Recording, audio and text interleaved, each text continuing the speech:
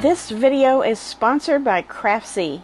Hello, welcome to Lessons Learnt. I'm Sherry. This is your Wednesday video. So I wanted to make this video today to let you know about a quilt along that's coming up very soon in August.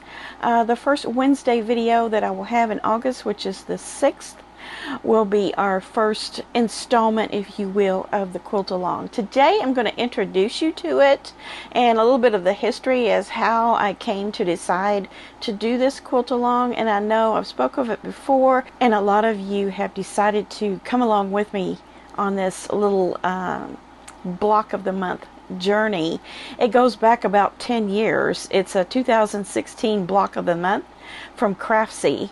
And so one of my dear subscribers sent me a kit.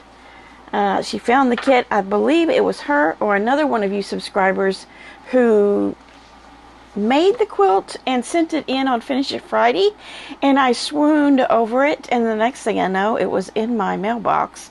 So one of you sent that to me, and I was thinking, this might make a nice sew along, and you wouldn't have to use the fabric that's now out of print, which is what I have and I treasure. But anybody, or even myself, I could make this again with other fabrics. So we can get into our stashes or maybe purchase something new and make this beautiful quilt right here.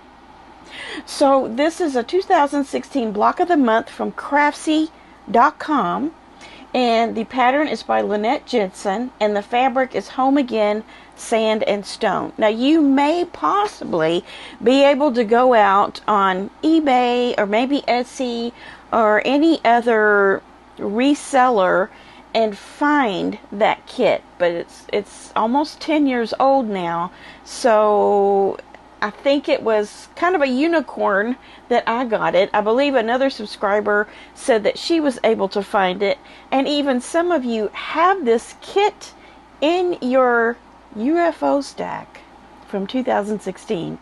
So we're going to get it done. We're going to some of us are starting new. Some of you are going to get your UFO done. So I think that's very, very exciting, don't you? Well, I want to show you how to go on to Craftsy.com and obtain all of the resource material that you need to make this quilt. And we will be having monthly videos on the different sections of the quilt. Today, as a matter of fact, we're going to go over the general information.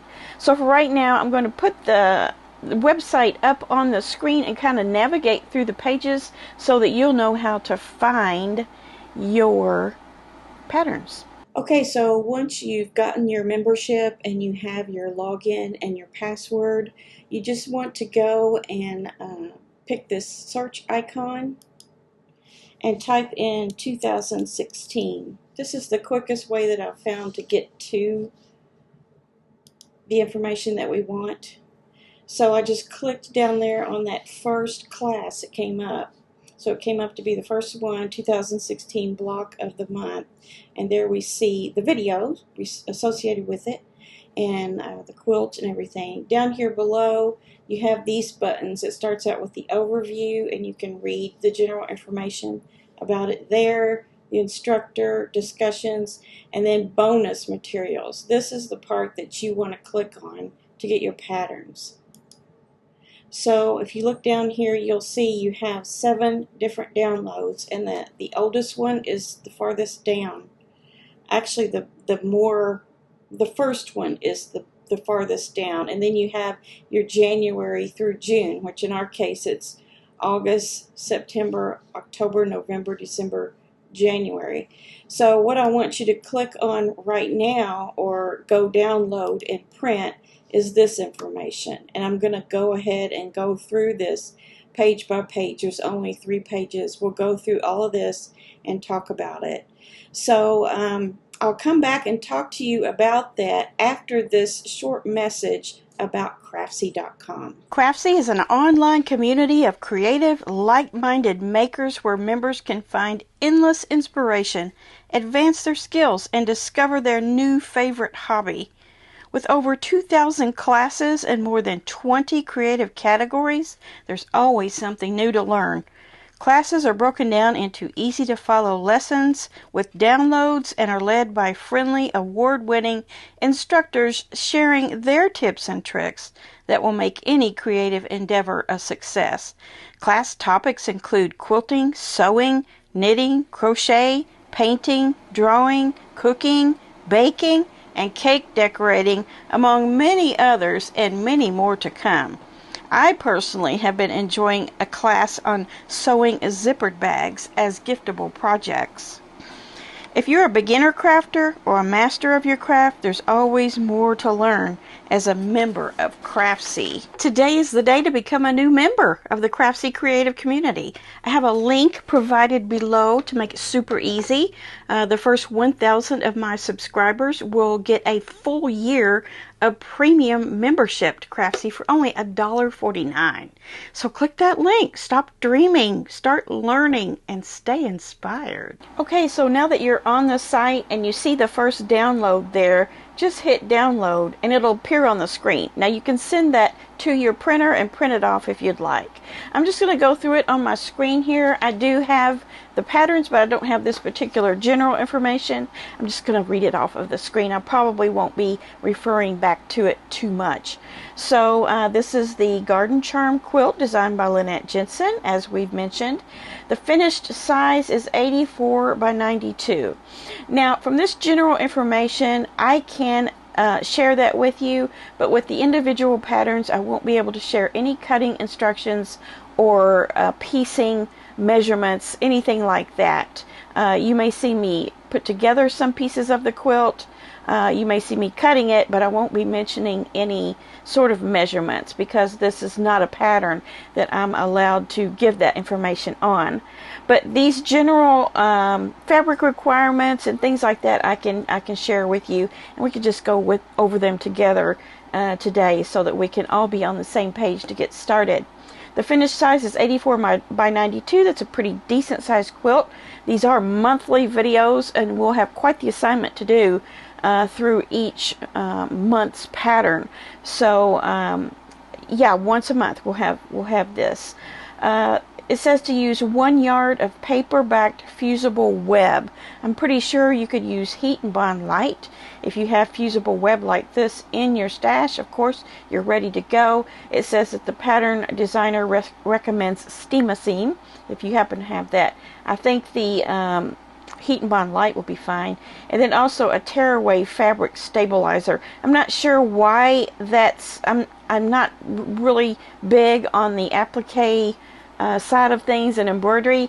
Although there's no embroidery on this, there is applique, the different types of stabilizers and what they're used for. So I may wait and see if I have that or obtain that when we get to that part, because I may have it. You need starch, you need thread, you need a quilt batting that's at least 92 by 100. You need 8 yards of backing fabric. Now that's based on 42-inch wide fabric. You may be able to get a wide back, a 108 by 108, and have plenty of room to quilt that on. That would give you 4 inches extra on that 100-inch end there on the measurement. So either way, you can wait till the end and get that. It says a rotary cutter mat, a wide clear plastic ruler with 1/3 inch markings. I'm going to have to look and see how my quilters select rulers are on that. I'm pretty sure they have it. Recommended rulers are 6 by 24, 6 by 12, 8 by 24. That does not mean you have to go out and get those size rulers. You probably have one or more of these already. If you don't, you can always sit side by side 2 rulers or end to end, whatever the case may be, to get the right size ruler. Page 2 of the general information. It says general notes. You can check the color fastness of your fabric. I typically don't do that, but if you're using something all red or something, you might want to do that. Read the instructions before beginning the project. Sometimes I do that, sometimes I don't. I probably will be doing that for this since I'm helping you with it. For piecing, place the right sides of the fabric together and use a 1/4 inch seam allowance. That's normal.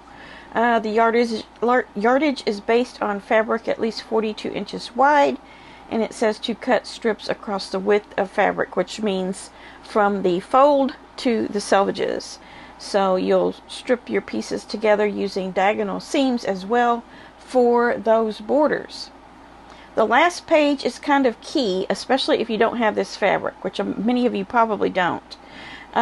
We see swatches of the fabric there, which is very helpful because this can help you to get your light, medium, and darks in order, and that way your overall quilt coloration will be correct. So don't get too hung up on it, but just kind of remember, I need lights, mediums, and darks. So put each one of those in one of those categories and pull from your stash, or go buy some at the quilt store if you're so inclined. So it tells the original colors and color numbers, which probably are not available. You're welcome to go out on Etsy or wherever and see if you can find this. If you're trying to match it up, I don't have too high hopes that you would find every single one of those. Either way, you can find something close. That second white column tells us how much you need of each one. And then the use, what you're going to use it for, is in that third column there. So that kind of helps keep us straight with our fabric prints and all. And we can use that to refer back to. So that is basically all I wanted to go over with you today. You have a month or so here to go ahead and get your materials together. Give it a good think and figure out what you have in your stash, what you might have to add to it, or what you might like to make it out of that new fabric that you've been eyeing that would work with this. And you'll be ready for that first video on August 6th, 2025. So it's kind of a block of the month revival, isn't it? So I'm excited about this. I can't wait to have this beautiful quilt in my hands, all finished and ready to go. And I just think it's beautiful, don't you? Has lots of detail to it. All right, don't get hung up about that applique. I'll help you get that right. It's not as hard as you think. All right, go ahead and get ready. We'll see you back here on August 6th. Until then, I'll see you back here on Finish It Friday this week to see what I've finished and see what you've finished. All right, have a great one. Bye.